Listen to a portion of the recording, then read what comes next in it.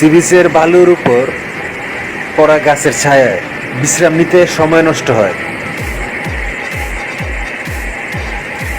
বন্ধুদের সাথে লাজিব ঘুরতে আসে সি বিচে। সে তখন ঘুরতে ঘুরতে গাছের ছায়া, নারকেল গাছের যে ছায়া, সে গাছের ছায়া নিচে বিশ্রাম নিতে থাকে। বিশ্রাম নিতে নিতে একটা পর্যায়ে সে ঘুমায় যায় গাছের নিচে।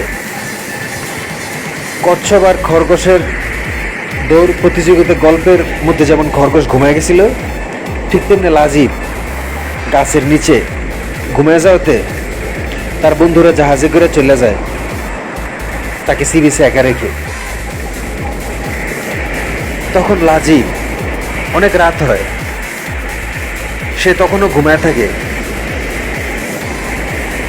সি বিচের নারিকেল গাছের ছায়ার নিচে। তার বন্ধুরা সবাই যে যার বাসায় চলে যায় জাহাজে করে। তারা পিকনিকে আসছিল সি বিচে। এখন পুরা সি বিচে লাজিব একা, লাজিবের সাথে কেউ নাই।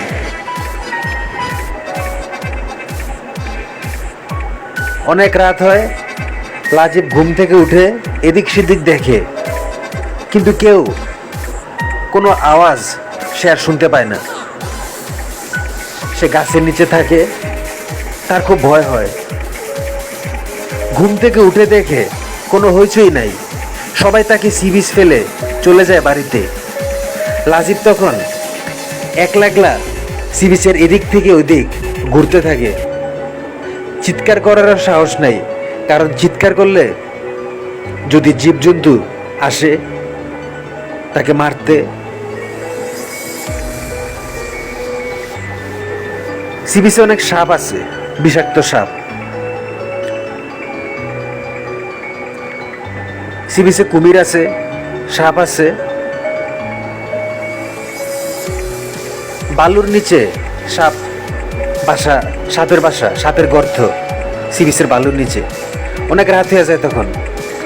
লাজিব এদিক সেদিক ঘুরতে থাকে। লাজিব বুঝতেও পারে না তাকে কি করতে হবে।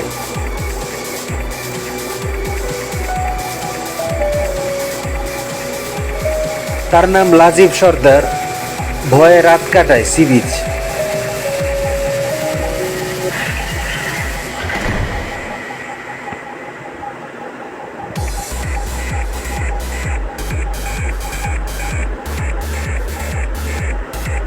সে তখন অনেক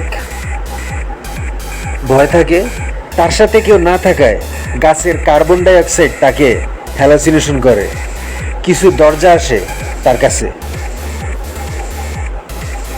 সে তখন একা থাকাতে, মানুষ কম থাকায় অক্সিজেনের পরিমাণ কম হয় সি বিচে, আর কার্বন ডাই অক্সাইড গাছ থেকে প্রচুর পরিমাণে নির্গত হয় রাতের বেলা।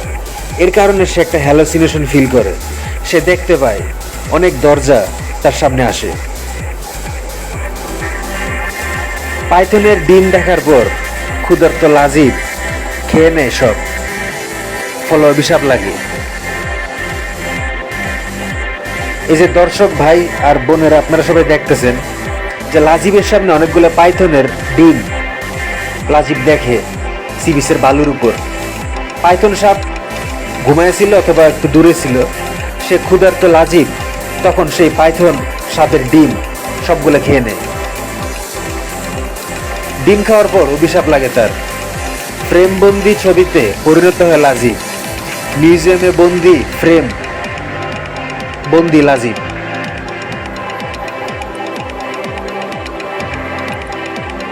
অর্থাৎ লাজিব যখন সেই পাইথনের ডিম খায়, তার উপর একটা পাইথন প্রোগ্রামিং অভিশাপ তার উপর আসে।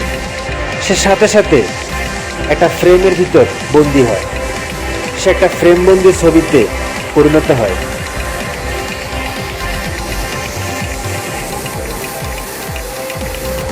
সে আর কোনো নড়াচড়া করতে পারে না। সে ছবির ভিতর থেকে একটা শব্দও বাইর করতে পারে না। সে চুপচাপ ছবির ভিতর থেকে তাকায় থাকে।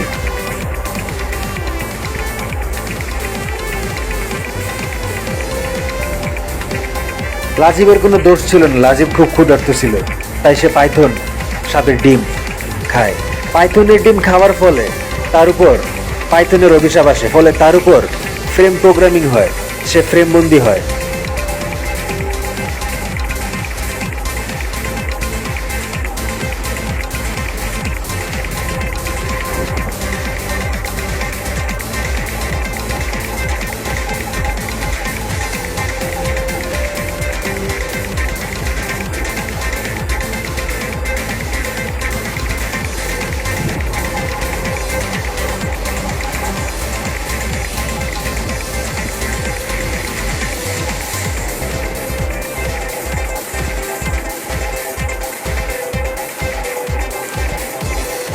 আসলে এরকম হওয়ার কথা না, এটা বাস্তবসম্মত না, এটা এক ধরনের হ্যালাসিনেশন হয় লাজিবের সাথে। লাজিব মনে করে লাজিব একটা ফ্রেমে পরিণত হয়, লাজিব চুপচাপ থাকে, ছবির ফ্রেম, লাজিব আর কোনো কথা বলতে পারে না।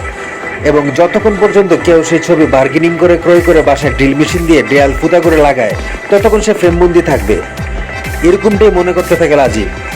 লাজিব ছবির ভিতর বন্দি থাকে, লাজিব কোনো কথা বলতে পারে না। এবং লাজিব দেখে লাজিব একটা মিউজিয়ামে বন্দি, কোনো ক্রেতাই কিনতে চায় না সে ছবি। কিন্তু শর্ত হলো একটাই, এই ফ্রেমবন্দি ছবি, যে ছবিতে লাজিবকে দেখা যায়, লাজিব বন্দি নড়াচড়া করতে পারে না, একটা চিৎকার করতে পারে না, আওয়াজ করতে পারে না, কিছু করতে পারে না, সেই ছবি মিউজিয়াম থেকে কোনো ক্রেতা কিনতে রাজি হয় না। লাজিব দিনের পর দিন, বছরের পর বছর বন্দি থাকে সে ফ্রেমের ভিতর। জাদুঘরে ঘুরতে আসা সে সুমন সেদিন কিনে নেয় সে ছবিটি, বাসায় ড্রিল মেশিন দিয়ে লাগায়। সুমন কিছুটা বই পড়ে, জাদুঘর ঘুরতে আসে। সুমনের কাজ হলো এমন কিছু জিনিস ক্রয় করা যে সকল জিনিস কেউ কিনে না, সেই সকল জিনিস সুমন কিনে।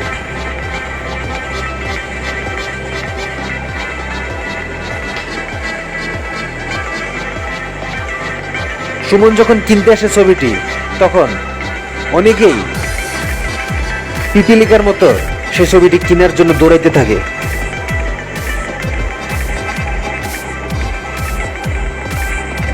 সুমন বার্গেনিং করে।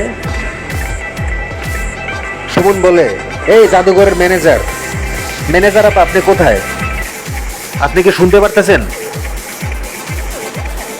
ম্যানেজার আপা, হ্যাঁ, আপনি কান থেকে ফোনটা নামান, শুনেন, আমি এই ছবিটা কিনবো, আমি বার্গেনিং করতেছি, কত টাকা লাগবে?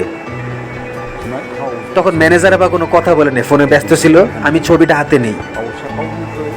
ম্যানেজার যেহেতু ফোনে ব্যস্ত, আমাকে কোনো টাকা দিতে হয় না, আমি ছবিটা নেই। নেয়ার পর লাজিব যে ছবিটাতে বন্দি ছিল, সেই ছবিটা দেয়ালে আটকাই, ড্রিল মেশিন দিয়ে ফুটা করি।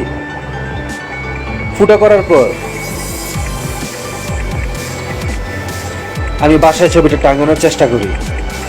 আমি বাসায় ছবিটা টানাই। বাসায় যখন আমি ছবিটা টানাই, লাজিব সাথে সাথে অভিশাপ মুক্ত হয়, লাজিব মুক্তি পায়। আমাকে বলে, আজকে আপনার কারণে আমি মুক্তি পাইছি। আমি তখন তাকে বললাম, শুন, আমি যখন ছবিটা মিউজিয়ামে দেখছি, দেখার পরে আমি বুঝতে পারছি এই ছবিটাকে বার্গেনিং করে কিনতে হবে আর ড্রিল মেশিন দিয়ে বাসায় লাগাতে হবে, তাহলেই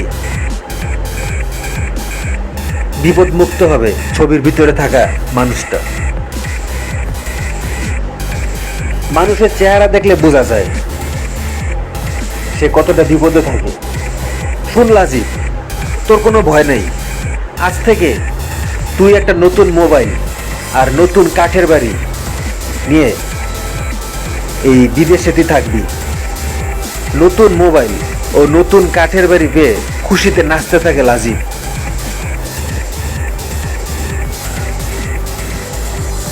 লাজিব আমাকে বলে, সে যখন পাইথনের ডিম খায়, তখন আমি বলি, শুন, চুপ কর, কথা কম।